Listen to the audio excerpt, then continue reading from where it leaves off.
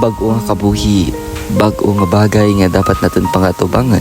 Nagapasalamat gid ako sa mga Diyos sa tanan nga oportunidad nga nagbukas para sa kanakan kag para sa tanan. Ang diya nga aktibidades nga ang kada kausa ka kada tawo may pulos, may responsibilidad kag may obligasyon. Tanan dayagin pangatubang namon kay gintapos nga hagad sa amon nya tagipusoon. Sa kada dalagan katawag nga kabuhi, amon pag-atubangan sa amon pagbalik sa universidad nga amon yung pangalinan.